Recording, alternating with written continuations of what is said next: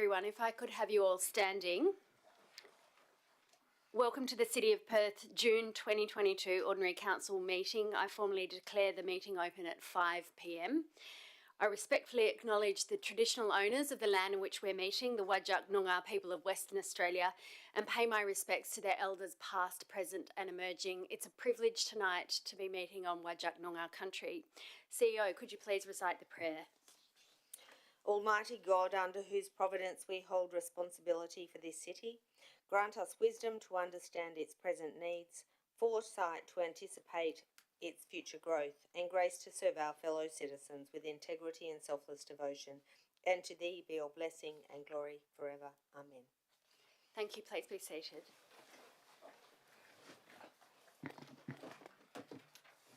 Please note that in accordance with Council Policy 1.4, this meeting is now being live streamed and the recording will be made available on the City's website following the meeting. In attendance today, we have Councillor Sandy Angie, Councillor Clyde Bevan, Councillor Brent Fleeton, Councillor Liam Gobbett, Councillor Victor Coe and Councillor Catherine Leeser. We also have Councillor Rebecca Gordon in attendance electronically. She was authorised to participate in this meeting tonight by the Lord Mayor on the 27th of June 2022 in accordance with Regulation 14C of the Local Government Administration Regulations 1996. In addition, I welcome officers of the City of Perth and I welcome members of the public and any media that might be here or listening tonight. On to item 3.1, there has been an apology received from the Lord Mayor and there are no other councillors currently on an approved leave of absence. Item 3.3, a leave of absence application has been received from Councillor Coe for the period of 4 July 2022 to 17 July 2022 inclusive. Do any other elected members have an application for a leave of absence? No. If there are no further applications, would someone like to move a motion to approve this? Councillor Fleeton, seconded Councillor Gobbett. All in favour? Unanimous, thank you. So item 4, announcements, in this case by the Deputy Lord Mayor. At our May meeting, the Council refused an application to change the use of a tenancy in James Street in Northbridge to a community centre to allow the relocation of Rua's Homelessness drop-in centre from its current site on Shenton Street. Rua subsequently applied for a review of Council's decision by the State Administrative Tribunal, but the Minister for Planning called in this review on the 22nd of June and will be determining the matter for herself following consideration of submissions from the appellant and the City. These primary submissions need to be provided by 6 July, I'm told, and the City has engaged a specialist planning lawyer to assist with our submission. We're also writing to all members of the community who previously made a submission on the application to advise them of the SAT review, and all the submissions previously received from the community will be forwarded to the Minister by the City. So as you know, the Lord Mayor is not with us tonight. He's in Rome and he's sent a message. So I'm delighted to be able to share that with everyone tonight. He says, since landing on Sunday on the inaugural Perth-Rome direct Qantas flight, I've had the chance to meet with local government and tourism officials, attend a network event hosted by Rome Airports, and have been part of a Tourism Western Australia event with a delegation of West Aussie tourism providers who are spreading the word about the great attractions in Perth and Western Australia. Yesterday he was shown around the Cinecittà Studios to see the benefits of a movie studio being located in the heart of a big city, an opportunity that we have in Perth. You'll see more of that apparently on the television news. Today he is meeting with Today he's meeting with the Mayor of Rome and he will encourage him to remind his people to think of Perth as a destination for consideration, and importantly as a great working holiday destination. Young Romans working in Perth hospitality venues can be a great shot in the arm, as you would know, Councillor Bevan, in the hospitality industry, and we know that there's extreme work shortages. Tomorrow he will be making a trip to Vasto. I hope he's brushed up on his Italian. It is an Italian town on the Adriatic coast which Perth has enjoyed a sister city relationship with since 1989, and on Thursday he's back home to arrive just in time for the Australia versus England Rugby Union Test Match Fan Day, which will be held in Perth at Forest Place again. He says it's been a wonderful opportunity to reinforce the opportunities this new direct seasonal service will have for Perth. So there's just one other item that I wouldn't mind just bringing everyone's attention to. On Saturday, the 20th of June, the city was absolutely buzzing. We held a Rugby League State of Origin Fan Day in Forest Place. The event attracted approximately 2,300 people to Forest Place, which made the day the second busiest Saturday this year, and it was 27.2% busier than the previous 5 Saturdays.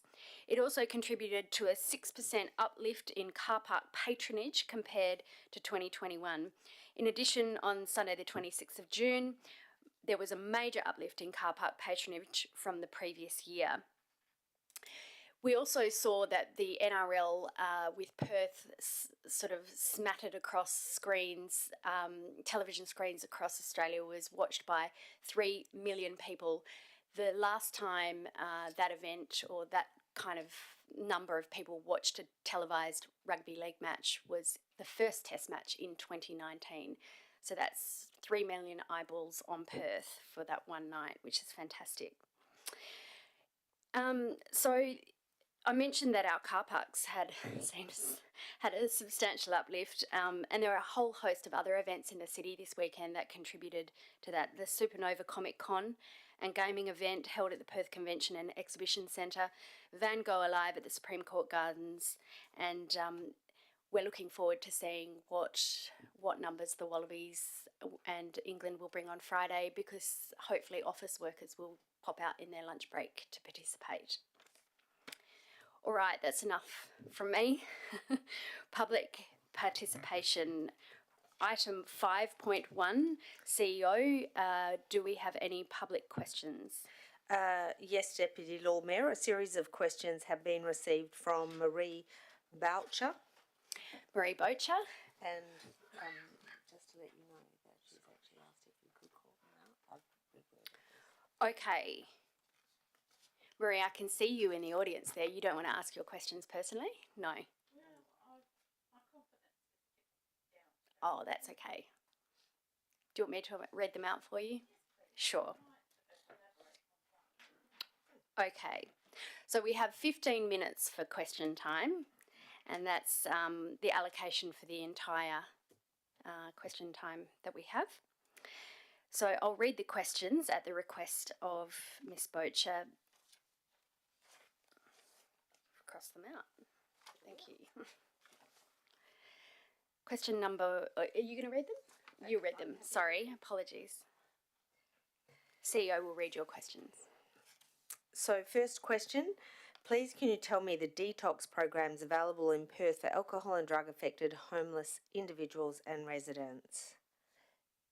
And through the Deputy Lord Mayor, if I could ask the General Manager of Community Development to answer that question, please. Thank you. Through the Deputy Lord Mayor, the Mental Health Commission is the lead agency and provide information on alcohol or drug support and advice services. The City of Perth produce a homeless services in the inner city brochure, which is available on our website, which provides detail on services related to drug and alcohol assistance. The second question, what forms of support does Council give business owners who are constantly robbed and affected by sleeping individuals on their doorsteps? What plans or committees are there to work with the 3 levels of government and taxes raised to address these complex issues? And through the Deputy Lord Mayor, if I could invite Kylie Johnson, the General Manager, Community Development, to respond. Thank you, Ms Boucher. Through the Deputy Lord Mayor, The WA Police are the lead agency in responding to crime and trespassing private property. The Department of Communities is the lead agency for homelessness. The City advocated to state government for increased outreach support and options for people who are experiencing homelessness. The Department of Communities established the Heart outreach teams in the City and have increased collaboration across the sector. The City also advocated to state government for more police in the City, and an additional 175 officers have been allocated to Perth. The City has increased its collaborative effort with WA Police with combined patrols early morning, evenings and in the Northbridge Entertainment Precinct. This work has a particular focus to provide support for vulnerable people, address antisocial behaviour and breaches of local laws. Businesses impacted by crime and antisocial behaviour can report matters to police on 131 444 or the 24/7-hour City of Perth Surveillance Centre on 9461 6611. The City provides advice, support and community workshops to businesses through the community safety officers, and they can be contacted on our main number 9461 3333. The City offered Safer Space grants between December 2021 and April 2022 to support businesses addressing safety and amenity. Eligible projects included CCTV, lighting, building improvements that address or remove alcoves, and the establishment of new or enhanced alfresco areas. Officers are currently administering the grants, which total $390,000 across 34 successful applications. Thank you. Thank you. The third question, what counselling is available to individuals affected by terrifying verbal abuse by these individuals? How are these people dealt with in the City of Perth? And again, through the Deputy Lord Mayor, asking Carly Johnson, General Manager, Community Development, to respond to that question. Thank you, Ms Bocher, for the question. And through the Deputy Lord Mayor, the homeless services in the Inner City brochure, which again is available on the City of Perth website, provides a range of services related to counselling.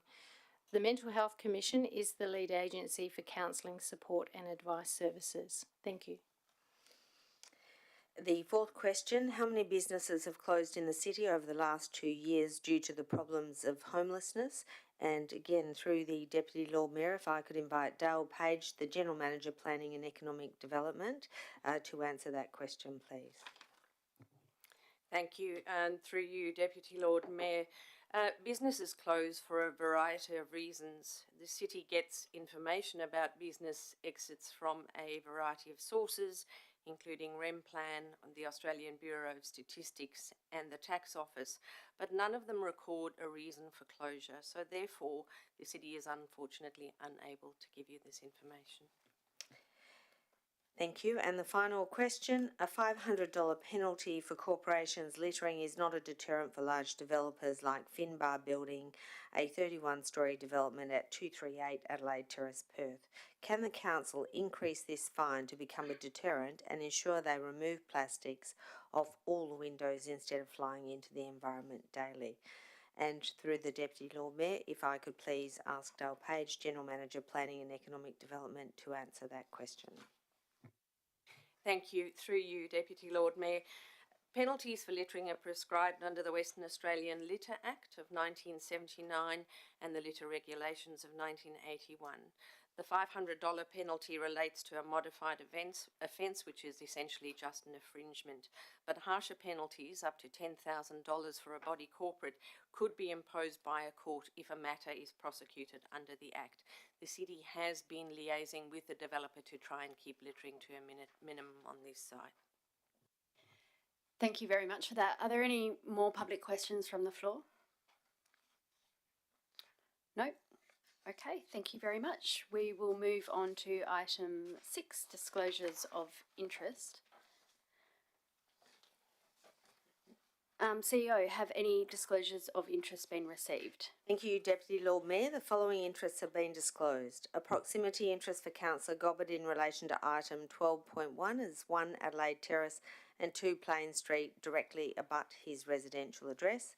An impartiality interest from Councillor Gobbard in relation to item 12.1 as 69 to 75, 77 to 85, 87 to 93, 95 to 99 Barrack Street are the subject of a development application, and he briefly discussed the Liberty Theatre proposal with Mr Humich prior to DA submission. An impartiality interest from Councillor Gordon in relation to item 12.1, as her property is listed on the Local Heritage Survey. However, no change is proposed, and given the number of properties listed, it would be an interest in common. And finally, an impartiality interest from yourself, Deputy Lord Mayor, in relation to item 18.1, as you are on the Board of Tourism WA. Thank you. Thank you, CEO. Do any elected members have any disclosures of interest from the floor? I'd just like to declare an impartiality interest as well in relation to item 12.1. I have gone through the 1,500 heritage properties to find any that have a proximity interest to my property, and I can't see any that do, or my office, but I can't be certain that there aren't properties that either have a proximity or are connected to people who may have donated to my election campaign in the past. So I'm declaring a general impartiality interest that I've done my best to try and sort through that. Item 7, confirmation of minutes. We have, so I'll just read it out. Councillor Fleeton moved the motion. Councillor Bevan seconded it. And the motion is: 1, ordinary council meeting held 31st of May 2022. 2, special council meeting held 14 June 2022 as a true and correct record. Moved by Councillor Fleeton, seconded by Councillor Bevan. Is everyone happy with that? Are we all, no one opposes, got any issues? Okay, the motion is carried unopposed. I declare it carried unanimously. So there are no questions by members which due notice has been given. Item 8, there is no correspondence. Item 9. Item 10, petitions. No petitions have been received. Reports. Before we move on to reports, I'm moving a motion that the following items to be carried en bloc. Item 14.1, Monthly Financial Report, April 2022. Item 14.2, Schedule of Accounts paid, April 2022. Item 14.4, Transfer of Unacquitted Sponsorships to Reserve. 16.1, Work Health and Safety, April 2022. 16.3, Corporate Services Alliance, revised target dates for E2E and audit. Item 16.4, Audit Reports 2021-2022. Item 16.5, Outstanding Audit Recommendations, May 2022. Can I now have a seconder for this motion? Councillor Fleeton. Do any members oppose this motion? No. This motion being unopposed, I will now declare it unanimously. The recommendation of those items have now been passed en bloc in accordance with Clause 9.2 of the City of Perth Standing Orders Local Law 2009, and the officer recommendations have been adopted by Council. Item number 11, Planning and Economic Development Alliance Reports. 11.1, Draft Open Space Framework. Would anyone like to move the officer's recommendation? Councillor Gobbett, seconder. Councillor Leeser. Councillor Gobbett, would you like to make any comment? Thank you, Deputy Lord Mayor, and I'll just start by flagging that it's my intent to vote against this recommendation, and if that's not successful, or rather, it's my intent to flag a motion to defer this item back to the administration or to vote against this motion. I don't agree necessarily that the provision of the CIBN earlier in the start of the year was an effective method of engagement with the elected members. In reading through the document, I think point 15 discusses that this will inform the city's budget over the next 15 years, but I don't see the clarity in how that's laid out to a efficient enough standard. In the introductory section, there's no mention of where it fits into the context of the governance or the integrated planning and how we report back. I think it's a point that I've raised before in considering how the frameworks and strategies are presented to us, and I just want to see that a little bit more rigour presented around that. Even At 1.8 in the document, I don't agree that the 3 dot points there are sufficient enough to give us enough information. There's mention of green infrastructure, including in open space, but then open space is later defined as being something slightly different. So I think there's a few inconsistencies in the formatting, and as well there's a fair degree of duplication of information. I just don't see that as necessary in this sort of a document. With reference to 2.1.2, there are event spaces that are missing that are advertised on the city's website. I really don't like that circle motif personally, but I think that section needs a bit more clarification and needs to be upfront in the document, and how it relates to the governance. I'd like to see all of our open spaces listed, not just examples given in that section. I'd like to see these categories built on to describe more broadly what features are expected in these categories, like a district park has a playground. That way we can see if a district park does not have a playground. That's a better way of informing our capital program into the future, or what to fund, and what one-offs described under 1.6 and 1.8 in the document might be able to be considered for future funding, like the biodiversity link that's discussed, or the corridor, or other ideas mentioned under section 4 of the document. In 3.2.1, I think that highlights the importance of how a better approach can be taken to address the areas of deficiency. Under point 7, section 7, I think a lot of this is news to me. Apparently we're seeking funding for a master plan and downgrading Riverside Drive. What is detailed in the planning of McIver and Claysbrook, what's going on there? I don't seem to recall discussing that. A BMX track in the freeway, detailed planning of PCEC. I just don't recall any detailed planning having been undertaken on that with us at the elected level. We need to be having these discussions before they're landed like this, and I think now that there's an expectation, I think we're going to need to have a bit more rigour about how that program is developed to put that together to deliver. And I think that's something that I've been at pains since day one to really drive home, is how we need to rein it in, and I think the baby steps need to be taken.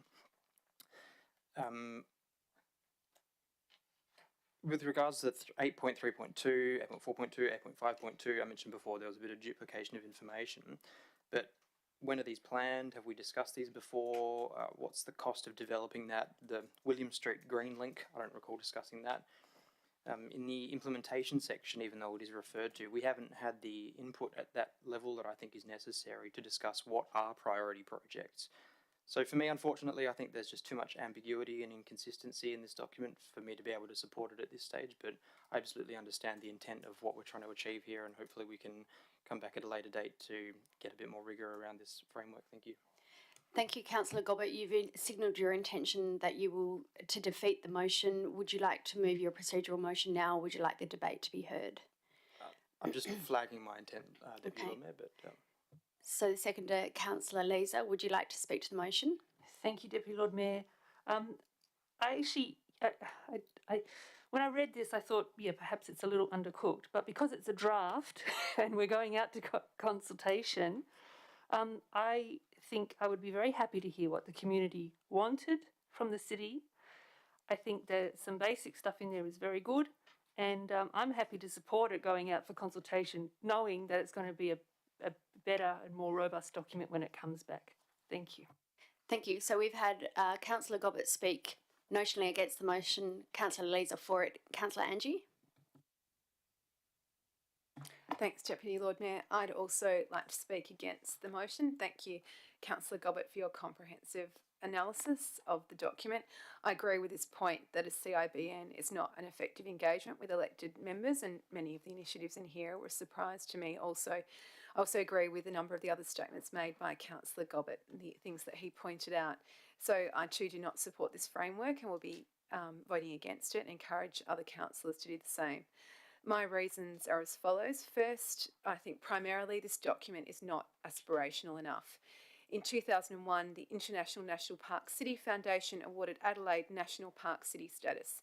This made Adelaide the first Australian city and only the second in the world after London to receive this honour. I would like to see this level of aspiration for the city of Perth, whether it's to be a national park city or a wildflower capital, connecting our city with the beautiful and iconic Kings Park. There's so much we could do, and I don't see much aspiration in this framework. Secondly, like Councillor Gobbett, I do not support some of the measures in this document, and I don't think the innovative ideas noted on page 23 are in fact innovative enough. I think another councillor mentioned that last week. And I don't think elected members contemplating creating at-grade green spaces out of our property portfolio when we undertook the property review. I thought it was seeking greater revenue for the city through the property review. There are smarter ways to create more open space in our city. Thirdly, as noted by other elected members last week as well, the framework lacks innovation, and there is no discussion of partnering with the private sector, who can often deliver better spaces. That's part of the reason why I've put up a notice of motion for this meeting on Perth as a sustainable city. Think of Central Park as an example. The approval of that tower was controversial at the time due to plot ratio concessions made by the City of Perth Council. My understanding is, and this was from Wikipedia, so I hope it's correct, the council allowed the developers to transfer 15 stories worth of plot ratio from Landscape Park and gave bonuses of 10 stories to build the park and the public space. And as a result, more than half the tower's eventual 51 floors came from planning concessions, and a city landmark green space was created. This is a great example of what we could see in the future. So I'll be voting against this open space framework because I think we can do much better, and I encourage other elected members to do the same. Thank you, Councillor Angie. Does anyone else want to speak either for or against the motion? Councillor Gobbett. Thank you, Deputy Lord Mayor. I'd like to move pursuant to section 12.1 A of the Standing Orders, a procedural motion to defer the motion. Can I Can I have just a interrupt? seconder? Sorry, Dylan, I just saw... Point of order, Deputy Lord Mayor. There's no debate on procedural motions. Is it a question, Councillor Leeser? No, I was just pointing to Councillor Gordon had her hand up before. Apologies, Councillor Gordon, your miniature on my screen. That's fine. Councillor Gobbett got in first with his procedural motion. Okay, so can we take it that you second it? Councillor Gordon? I don't think it needs to be deferred, so no, thank you. Councillor Gordon, can you just say that again? You don't think it needs to be deferred? I think that, yeah, I'm not willing to support the deferral. Okay. So can I just clarify, Councillor Gobbett, you moved a procedural motion to defer the item. Can I get a seconder for that? Councillor Angie. All those in favour? Councillor Angie, Councillor Gobbett, Councillor Fleeton, Councillor Bevan. All those opposed? Sorry, I should put my hand up as in favour. Apologies, I forgot about myself. To defer, yeah.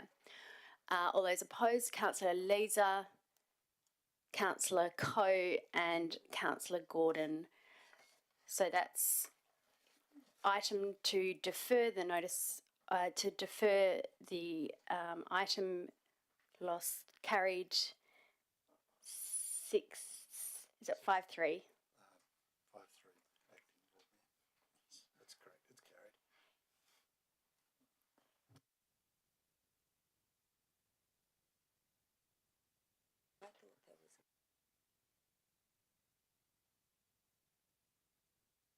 It does need to be deferred to something, though.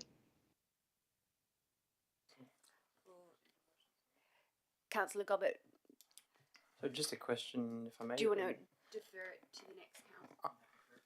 Defer it to the next engagement session. Thank you. Happy with that. Is everyone who voted for that item happy with that, for the item to be deferred to the next engagement session? Thank you.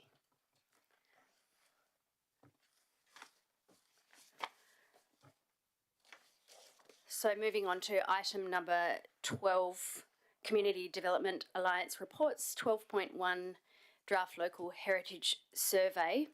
Councillor Gobbett has declared an impartiality and proximity interest. Councillor Gobbett will leave the room, thank you. Councillor Gordon, an impartiality interest, and Deputy Lord Mayor Bain, myself, a impartiality interest. Would anyone like to move the officer's recommendation for the Draft Local Heritage Survey, item 12.1? Councillor Coe, seconder. Councillor Leeser. Councillor Coe is the mover. Would you like to speak to this motion?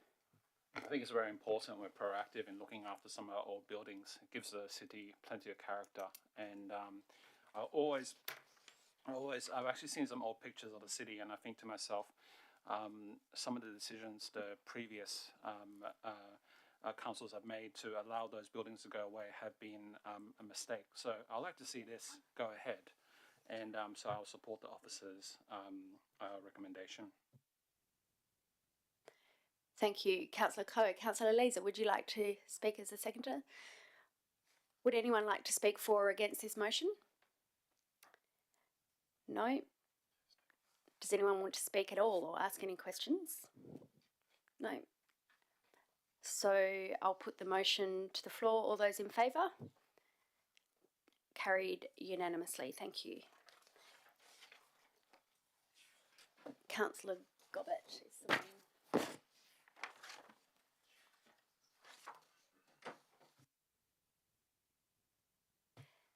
Thank you. Councillor Gobbett's returned to his seat. Item number 13. Infrastructure and Operations Alliance report. There are none of those reports. Item number 14. Corporate Services Alliance report. So on block 14.1. Item 14.2 is on block. Item 14.3, Long-Term Financial Plan 2022-23 to 2031-32. Would anyone like to move the officer's recommendation? Councillor Fleeton, a seconder. Councillor Leeser, thank you. Councillor Fleeton, as the mover, would you like to speak to the motion? Ordinarily I would, but I'm losing my voice and I've got to move two motions later. But I'll thank Michael for his work and his team's work and the city's work to get this done. I know it's a integrated planning document that can change every year, but I know how much work the city has to do in meeting the requirements of the state. So it's just a shout out to the staff for their work that they do. Thank you. Thank you very much. Councillor Leeser, would you like to speak for the motion? Okay, so anyone else, any questions? No? All right, so I'll put this motion. All those in favour? All those against? I declare the motion carried unanimously.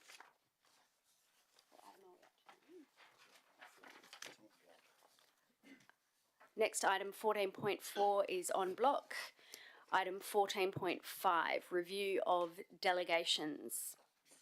Would anyone like to move the officer's recommendation? Thank you, Councillor Gobbett. A seconder? Councillor Leeser. Councillor Gobbett, would you like to speak to the motion? No, thank you, dear. Councillor Leeser? Anyone else? No, I'll put this motion now. All those in favour? Against? The motion is declared carried unanimously. Thank you.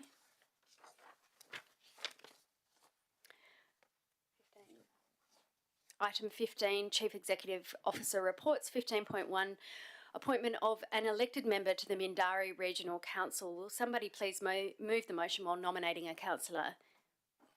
Councillor Leeser. Thank you, Deputy Lord Mayor. I nominate Councillor Gobbett. Can I get a seconder? Councillor Bevan, thank you. All those in favour? All those against? No. Item 16, committee reports. Work, Health and Safety, April, that was on block, apologies. Item 16.2,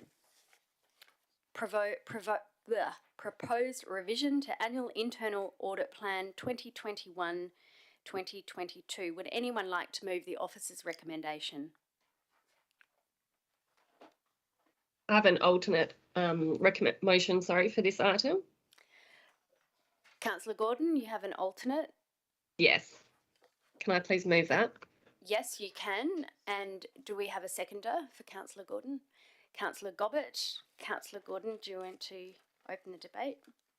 Thank you. So I'll just read out the alternate. Is that the council note the delay in delivering the OSH management system audit to 22-23 and requests that the CEO complete the OSH management system audit within 3 months of this decision.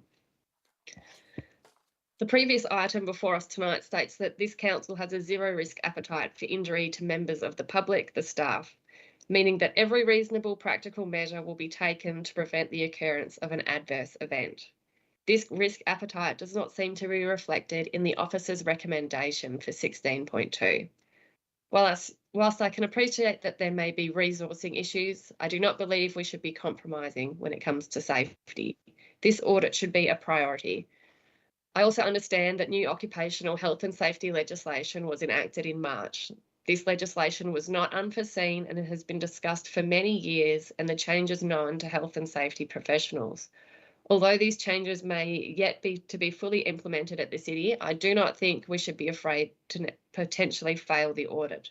To me, it is more important that we demonstrate our commitment to a safety culture and conduct the audit to demonstrate our ongoing interest in this space. In response to this item, I've been advised that the audit will cost upward of $50,000 and likely conclude that the changes to their legislation have yet to be fully implemented. Regardless of when the audit is conducted, it will cost the same price. And to summarise that, it will just say that it's not been implemented. That could occur at any time, or we could equally summarise that all it's going to say is that it's been fully implemented. The point is that we undertake it, we demonstrate the tone from the top, and we do our best to ensure the safety of our staff. Thank you. Thank you for struggling through that, Councillor Gordon. I can hear it in your voice. Councillor Gobbett, as the seconder, would you like to speak to that? Thank you, Deputy Lord Mayor. Look, the motto of our safety, or when it comes to safety at the city, is safety by choice, not chance, and we've got a choice to act on this to get it done quicker, sooner rather than later, so happy to support Councillor Gordon. Is there anyone against the alternate motion? Councillor Laser? Thank you, Deputy Lord Mayor. I have a question. So if we didn't approve the time frame for 3 months, do we have does the city have a sense of when they were going to put it into the audit? Because we've got already 7 audits that we're looking at in the September audit schedule, and I'm just wondering how we're going to fit another one in, really.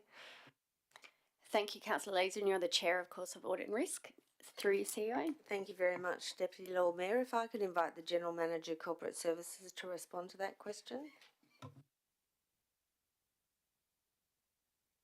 Thank you, and through the Chair. At last week's agenda briefing session, Corporate Services advised that it expected that it would take up to an additional 6 months to be compliant with the new Work Health and Safety Act to a high degree. So we would be expecting to undertake the audit and have it completed before the December 30. Thank you for that response. Councillor Fleeton, did you want to speak against the alternate motion? I had a question first, if I could. What's the management system? So the Councillor Gordon said the risk appetite doesn't reflect the officer's recommendation, but the motion's purely talking about an audit of our systems. Through you, CEO. And through to the General Manager, Corporate Services. Thank you.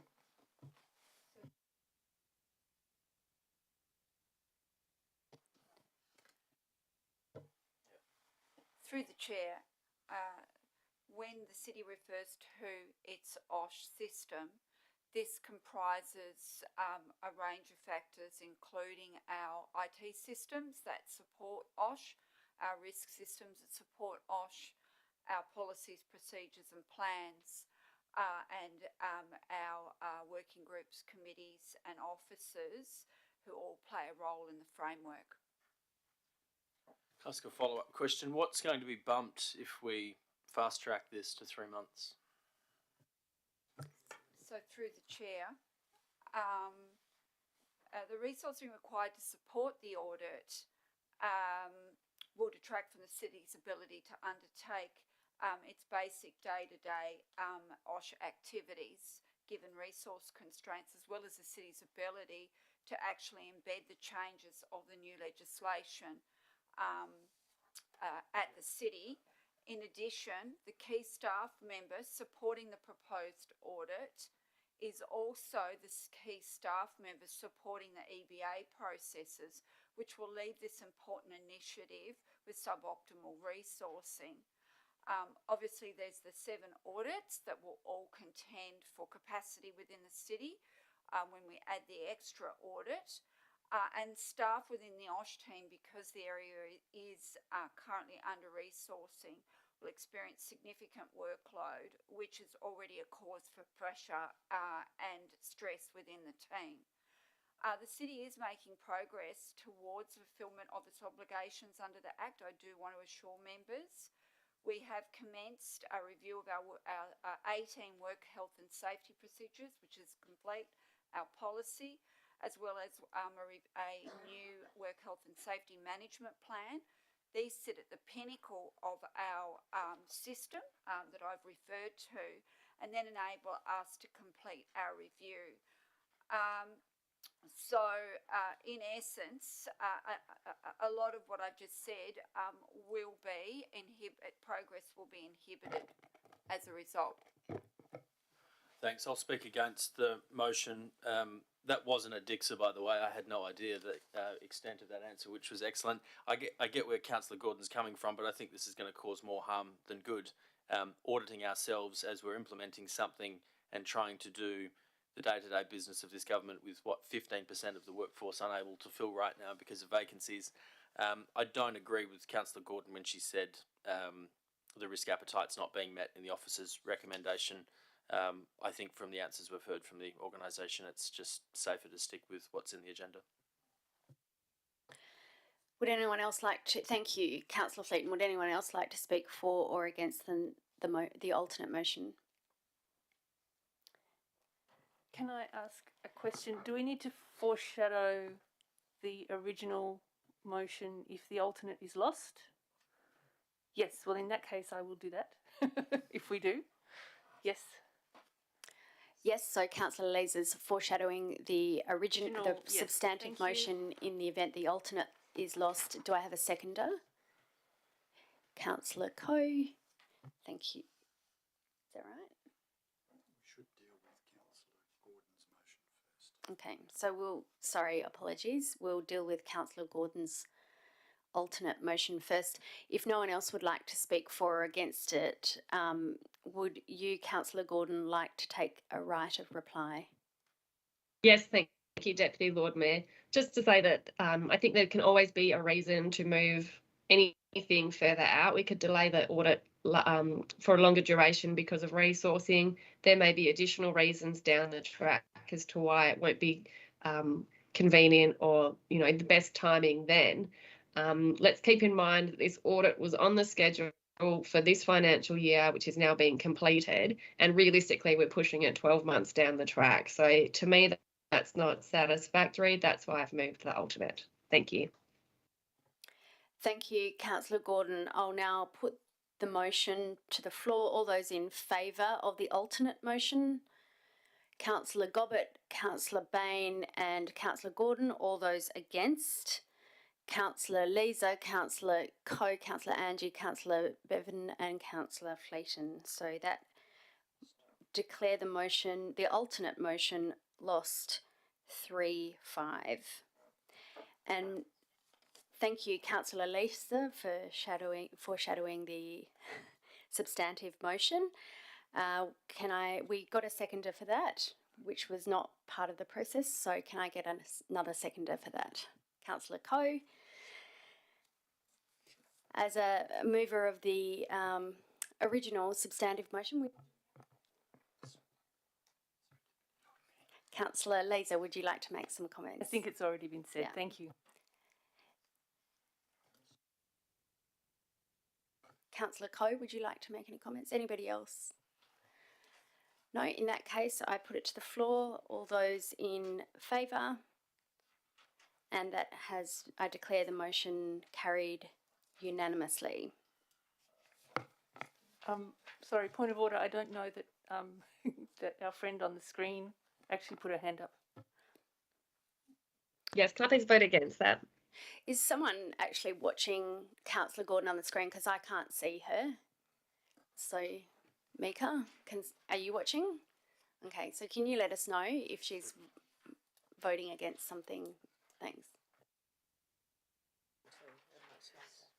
Okay, so that motion was carried 7-1. Thank you. Item 16.3 has been moved on block. Item 16.4 has been moved on block. Item 16.5 on block. And item 16.6, review of Council Policy 1.1, attendance at events. In accordance with clause 4.114 of the Standing Orders, the CEO has withdrawn this item from the agenda with my consent as the presiding member. CEO, did you want to give any reasons as to why? Deputy Lord Mayor, I think there's an opportunity for clarity and for the elected members to discuss the intent behind the policy in another setting. Thank you. Thank you very much, CEO. I'll now move to item 17, motions of which notice have been given. Councillor Fleeton has submitted a notice of motion regarding a scheme amendment dealing with community centre land use. Councillor Fleeton, can you please move your motion? Sure. So my motion is that Council requests the Chief Executive Officer to prepare a report to initiate amendments to the various planning schemes to change the land use permissibility of any community centre or facility land uses to contemplated throughout the City of Perth. Is there a seconder for this motion? I'll second it. Thank you. Thank you. So the purpose of the motion is to avoid future uncertainty and confusion when dealing with DAs like the recent proposal for James Street by putting in place planning mechanisms to enable decisions to be made at the locational suitability of any future proposal that falls within the definition of a community centre, taking into account the existing context, amenity and views of the local community. Basically what we've got, I'm not going to keep going from the paper, we've all read it. What we've got now is a situation where we don't have to advertise the use. It just has to be told to the adjacent landowners. The broader community doesn't know. I think if we make this a priority now through council, what we're saying is this council has the ability to review the application. It doesn't mean no. It simply means that eyes are on it from this level. I know we've got a scheme that's being drafted and there might have been mentioned in the report around it could be captured anyway. I think it's very important for what our community is going through right now. They still don't have surety, that we make a decision tonight that's saying we would like all future applications that use this land use to be contemplated and not preferred. The rest of the information on the technical options are in the agenda paper, so I'm happy to take questions or hear debate. Thank you, Councillor Fleeton. I have nothing more to add. Would anyone like to speak for or against this notice motion? Councillor Gobbett. Thank you, Deputy Lord Mayor. And to the tone of the question Councillor Fleeton asked earlier, perhaps through to Ms Page, what drops off from the administrative schedule if we are to initiate 3 scheme amendments? CEO. If I could invite the General Manager, Planning and Economic Development to answer this question or any others related to this notice of motion. Thank you. Through you, Lord Mayor, the schemes team are dealing with various scheme amendments at the moment, including Amendment 41, which we need to progress, and a handful of other amendments, but they're also the same team that are dealing with the new local planning scheme, number 3. So if this work was done, which it could be, we will just need to take our foot off the gas with some of the other stuff. Thanks, Ms Page. I can't really see the benefit of initiating 3 new scheme amendments other than we can consider this ourselves at a later date when it comes back to us anyway. I don't think it's proper and orderly town planning practice to pursue in this regard. I think that we've by and large made the voice of our community known to the city's administration, and I think that can be captured in any review process that we undergo. So I think this is a little too far removed from what I would think of as a normal process. So although I understand the intent and going off my vote at the previous council meeting, I hear the views of the community in this regard. I think this is just too far removed from a normal process for me to be comfortable with, so regrettably be voting against. Thank you, Councillor Gobbett. Would anyone else like to speak for or against this motion? Councillor Laser. Thank you, Deputy Lord Mayor. I'm never in favour of duplicating work for the city, and given that we're already preparing the new local planning scheme, I think that this work can just be slotted in. I don't think we have to do new work. So I'm going to vote against it, although I'm not, totally opposed to it. I'm opposed for the extra work for the administration. Thank you, Councillor Laser. Can I ask a question? Realistically, when will we see the final draft of the local planning scheme? When will it be? How long will this take? So, Deputy Lord Mayor, you will see various iterations of it as it comes forward. The final scheme, when it's gazetted and takes effect, will probably be the end of 25, early 26. So it'll be another 3 to 4 years before this specific subject matter could be effectively addressed. Thank you. Would anyone else like to speak for or against the motion? Noting Councillor Gordon is on the screen and I keep forgetting you. Yeah, but I'm happy to speak for the motion if that's appropriate now. Yes, please. Thanks. Yeah, just based on that response there, I don't think we can have our community concerned about the livability of their area if they're in an area which is currently permitting community centres. We can't have them with that level of uncertainty for another 4 years. I appreciate that this is somewhat of a duplication of work and that it is going to take its time, but along that time period, at some stage, I believe it will become a seriously contemplated document or words to that effect, which will allow it to be considered as a planning consideration.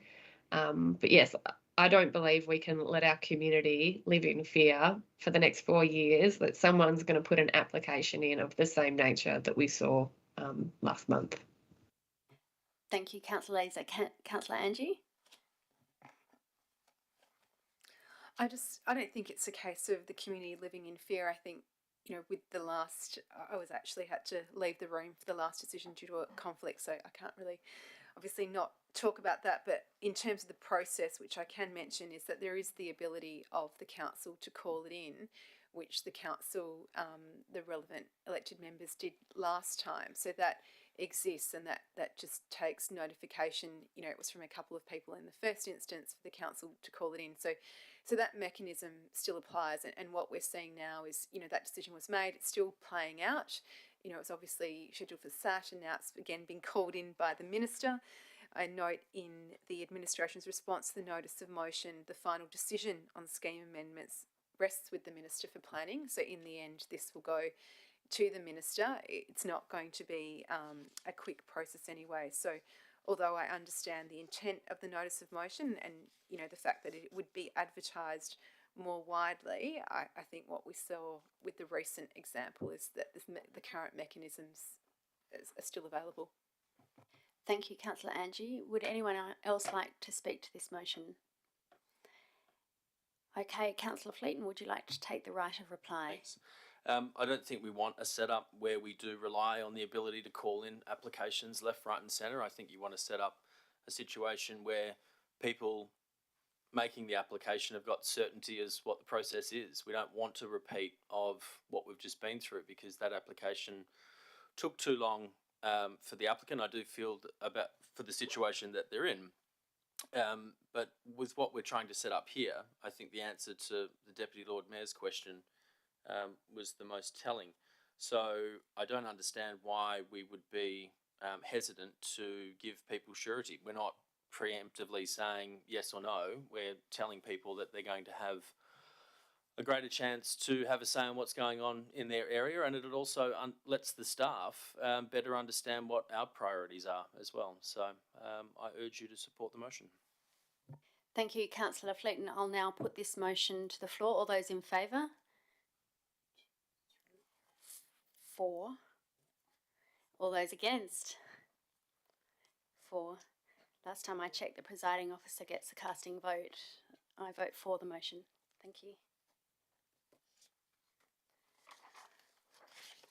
Item 17.2. Councillor Fleeton has submitted a notice of motion regarding stakeholder events at Council House. Councillor Fleeton, can Thank you you. please put your motion?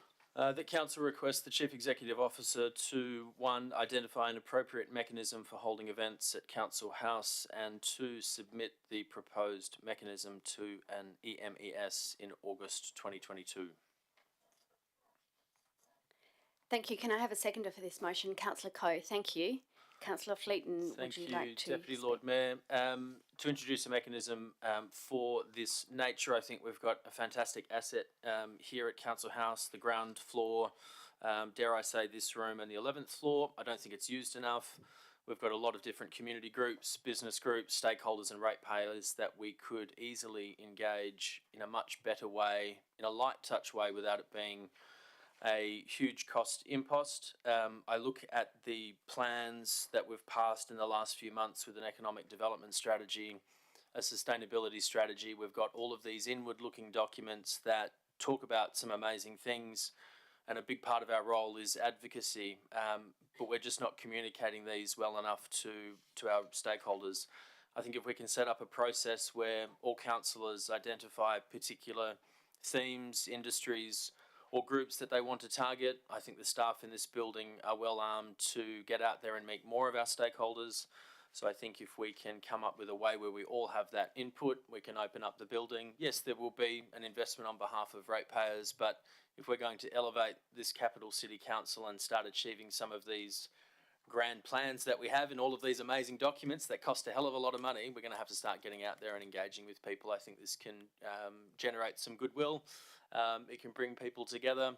It gets people off social media, which is too easy to hide behind, putting people face to face. I think it's a great way to show some leadership. So I urge you to support the motion.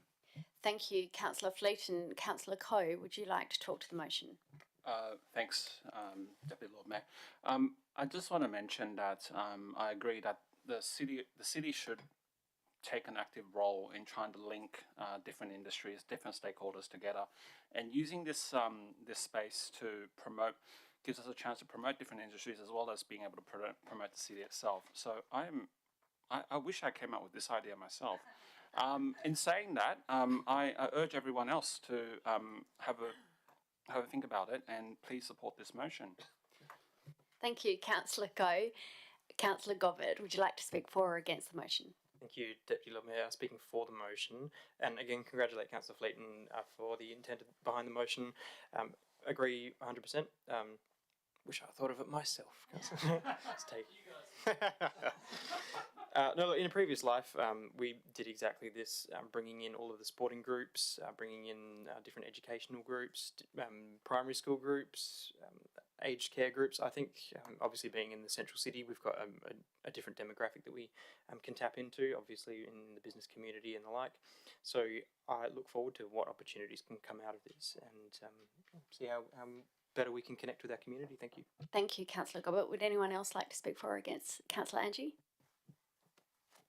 I agree with the other elected members and thank Councillor Fleeton for putting this forward. I think it's be great to open up our building more and see many diverse groups coming through. I've had so many requests myself, people asking, how can they hold events in the City of Perth building, and that's why I put up the additional notice of motion in relation to the foyer as well.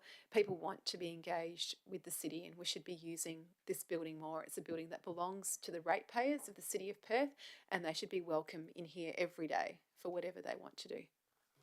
Thank you, and I'll speak for the motion as well, if I may. As elected members, we are a conduit to the community, and so we play a different role to the administration, clearly, but a lot of people in the community do reach out to us to engage with us on a different level, and I think it's really important that we feel that this City of Perth Council House is as much ours and the community's to use as the administration does. So I'm very much supportive of elected members being more engaged in the process of what goes on in Council House, and fully supportive of the motion, and wish I thought of it myself. Would anyone else like to speak for or against? Okay, Councillor Fleeton, would you like to close? Quickly, there's no one against me this time, so I don't have to defend. I just want to add something quickly. So obviously the building is used extensively right now. There are various groups that use it, and the staff hold events. I'm not saying that at all. We have various working groups. I think if the city could bring us something in August that has a mechanism for our input, an appropriate budget as well. This will not be a revisit to level 10 dining room where we've got allowances, so don't get excited about that. This will be an annual budget where we focus on those key themes that are identified in our strategies. So I don't see it as a return to dinners or anything like that. It's genuine engagement at events. So thanks for your support. Thank you. So I'll put the motion to the floor. All those in favour? All those against? Carried unanimously. Thank you. Item 17.3, Councillor Angie has submitted a notice of motion regarding a Council House gallery space. Councillor Angie, can you please speak to your motion? Sorry, can you move your motion? Thank you, Deputy Lord Mayor. The motion is that the Council requests the Chief Executive Officer to investigate options to create a permanent gallery space in the Council House foyer for use by the City of Perth and its community. 2, identify an appropriate mechanism for making the space available to the City of Perth community. And 3, submit the proposed options and mechanism to an elected member engagement session August 22. Thank you very much. Would anyone like to second the motion? Councillor Bevan, thank you. Would you like to state your reasons, Councillor Angie? Thank you. So as I said, this follows on from Councillor Fleeton's notice of motion. I actually first proposed and wrote this notice of motion about a year ago. I put it forward in August 2021, and I was told at the time that this was a subject that was on its way to an elected member engagement session, so there was no need. But I understand the city is busy. Nothing's happened since then. I still think it's important for the same reasons that Councillor Fleeton articulated, to make the community welcome at the City of Perth. The City of Perth's foyer sat largely vacant since we were elected to the council now over 18 months ago. The only exhibition I recall seeing in this time was to mark the city's NAIDOC Week celebrations in 2020, with the eldest portraits being displayed in an exhibition called Murray Bridges Solid Bosses. This exhibition was brilliant, but it would be great to see more of it all year round.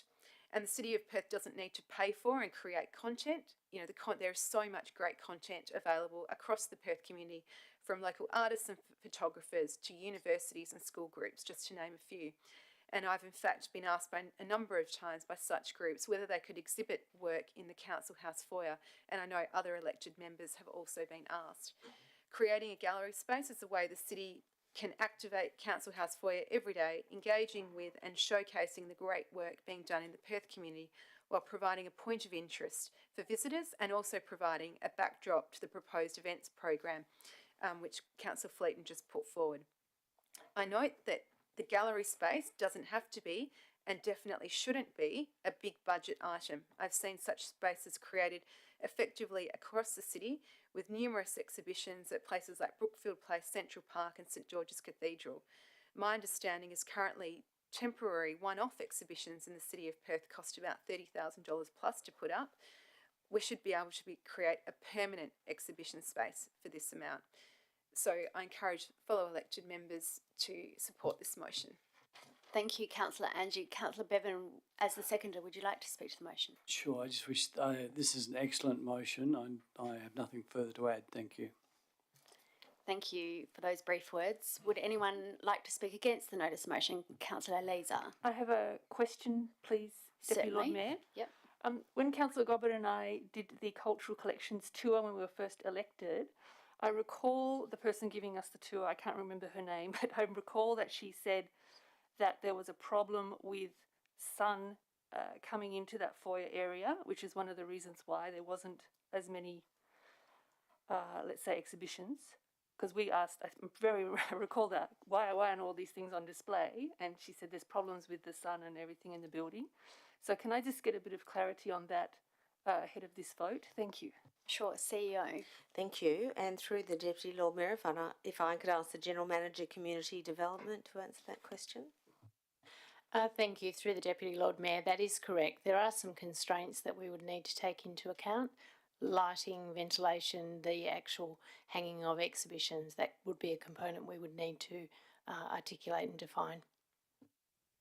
Does that answer your question? Yep. Would anyone like to speak for or against the motion? Can I just ask you a quick question? Sure. Is the intent, Councillor Angie might be able to answer it, is the intent to basically say, this is how we could set up the ground floor, and if you want to have your display, submit it here and we'll make a decision, you know, they'll be there for a month and we do 12 of them or something like that? Yeah, Councillor similar Angie? process. Yeah, sorry, similar process to what you've described. So bring it back to an elected member engagement session. Tell us what the mechanism is, but exactly that type of thing. And so, you know, it's a temporary thing where I know there's lots of university students that do work on parts of the city. We could be exhibiting that. Like I said, photographers, other artists. Thank you for clarifying that. Would anyone else like to speak for or against the motion? On the screen, May I please ask a question? go for it, Councillor Gordon. Wasn't this option considered as part of the cultural collections review and the information about costs and stuff presented to councillors, and they voted against it last year? CEO? If I could ask the General Manager Community Development, please. Thank you. Through the Deputy Lord Mayor, yes, and we have included in our notes that there was discussion around the level of service, so exhibitions were not defined as an area of focus. That was an agreed approach. Having said that, we have had the NAIDOC month where we use the exhibition as referred to by a councillor, and we also have another NAIDOC event that's happening in July. But yes, definitely in terms of level of service, it was agreed that we wouldn't be focusing on exhibitions. Thank you.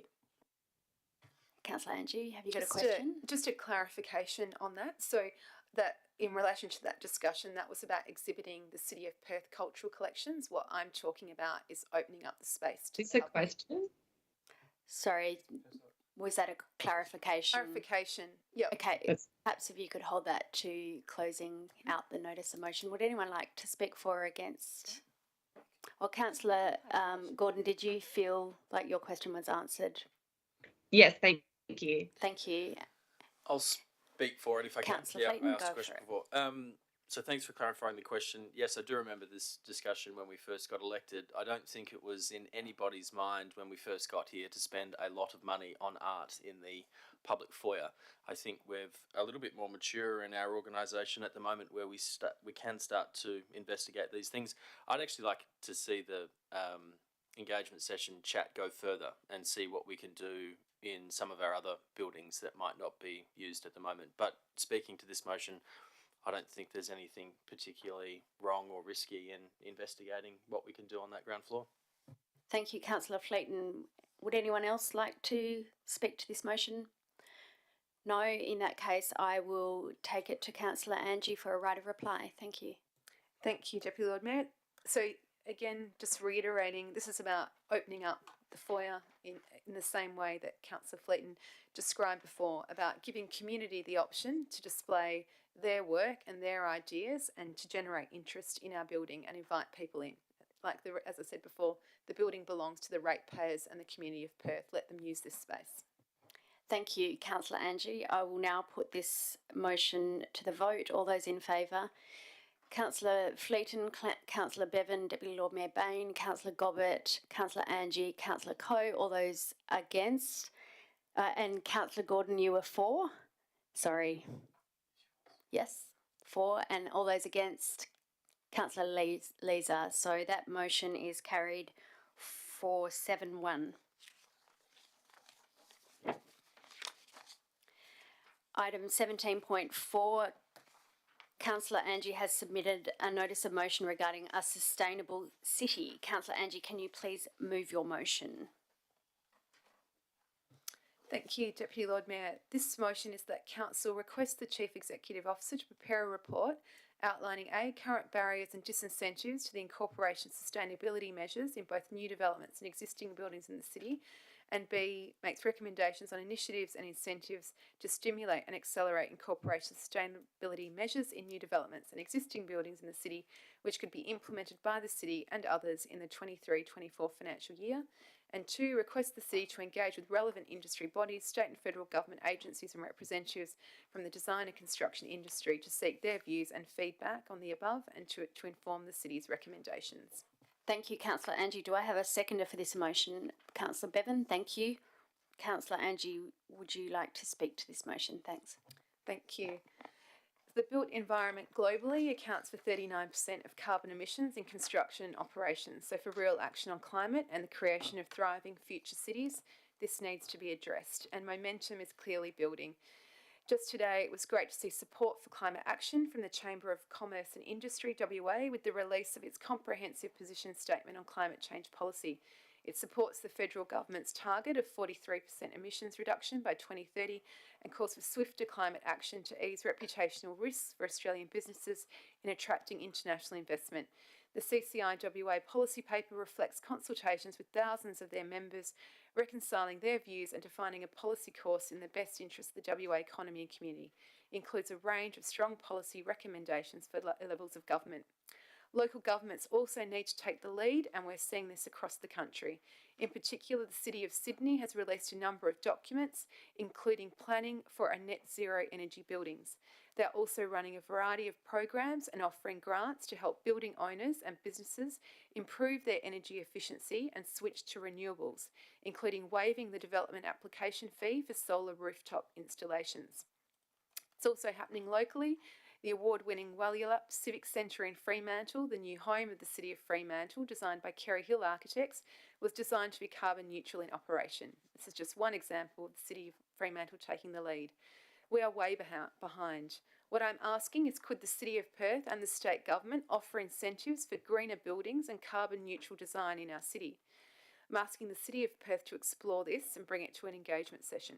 For example, could the City of Perth offer incentives such as percentage for green, trees, roof gardens or open space, bonus plot ratio for carbon neutral buildings, or rate discounts or rebates for carbon neutral buildings?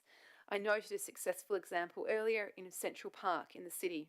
As I stated before, the approval of the tower, controversial at the time, but the plot ratio bonuses from the landscape park enabled that project an iconic green space to be created. The administration's response to my notice of motion, to me, proves we need a consolidated paper on this for the elected members to consider.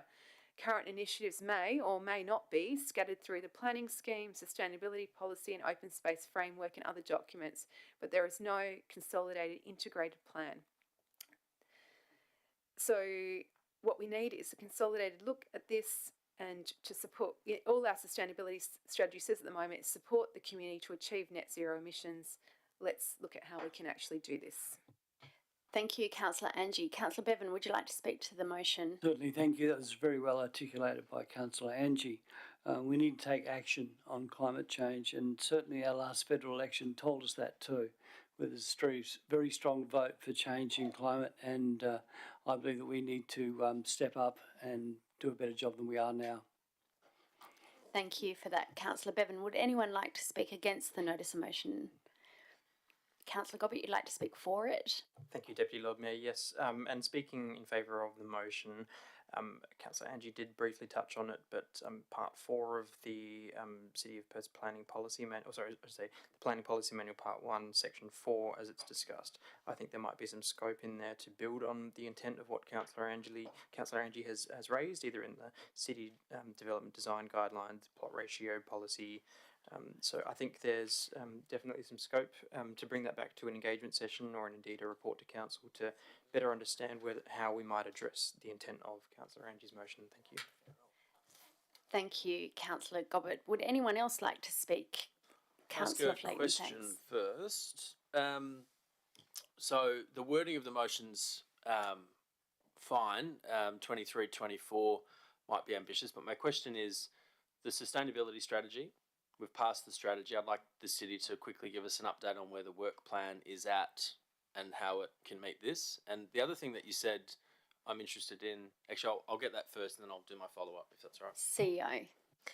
If I could invite the General Manager, Planning and Economic Development.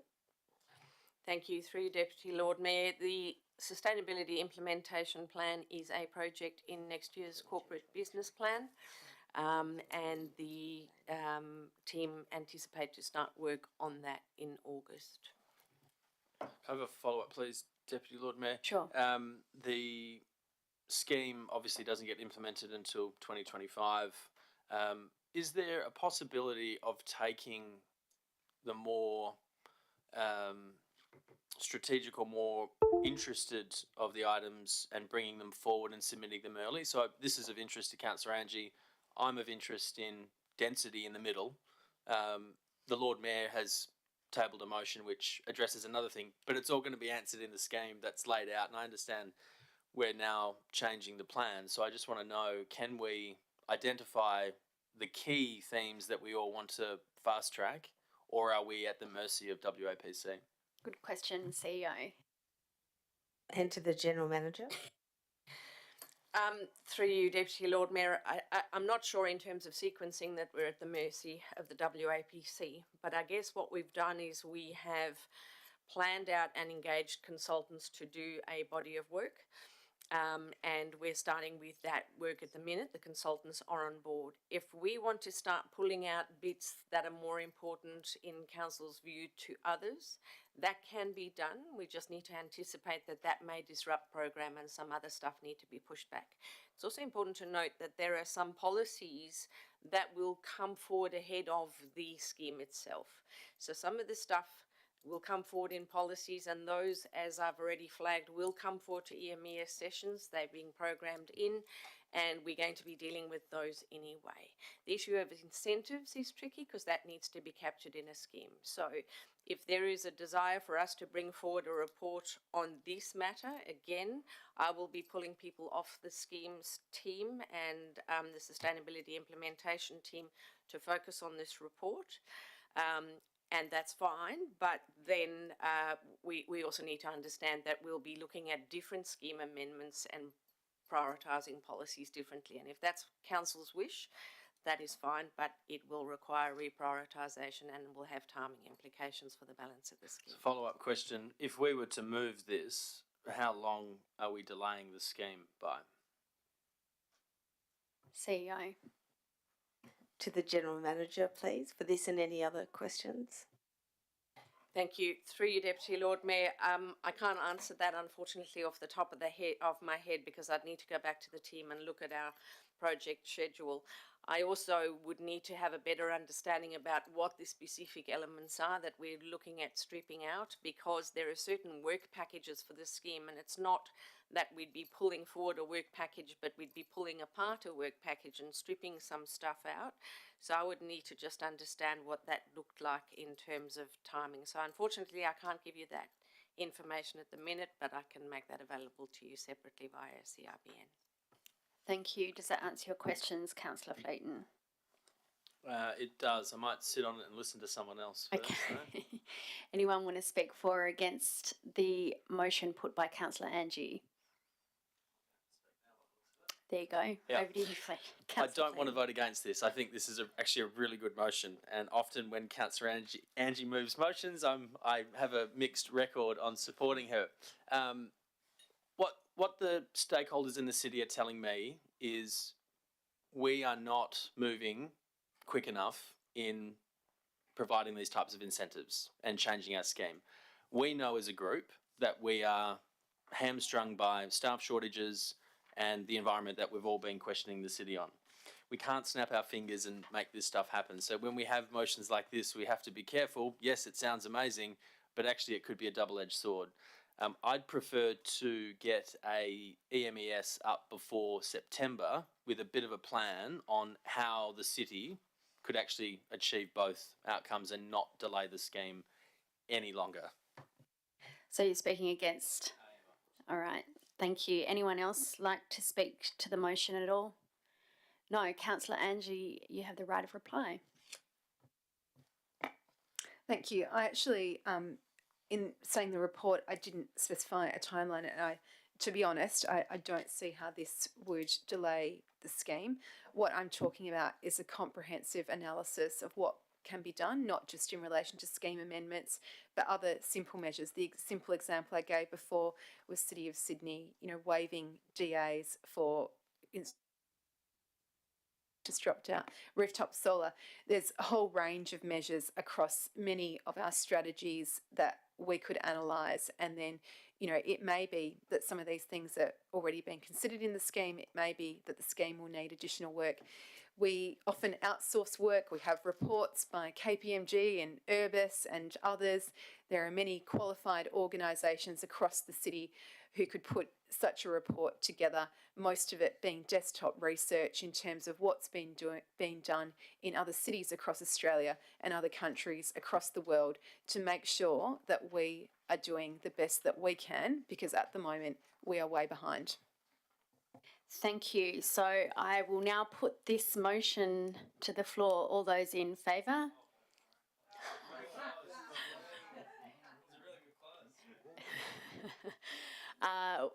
We have Councillor Fleeton, Councillor Bevan, Deputy Lord Mayor Bain, Councillor Gobbett, Councillor Angie, Councillor Coe and Councillor Leeson for the motion, and we have Councillor Gordon, the lone figure across the internet, against the notice of motion. So that's carried 7-1. Thank you. So moving over to item 18, matters for which the meeting may be closed. We will now move behind closed doors to consider confidential item 18.1, and the live stream will be paused. I will move a motion to close the meeting to the public. Can I have a seconder? Councillor Fleeton, thank you. Can I now please ask the public gallery, or all those in favour? Unanimous, no one against. Thank you. Can I ask the public gallery to vacate? Thank you for coming tonight, if we don't see you after. And can we also ensure that the live stream is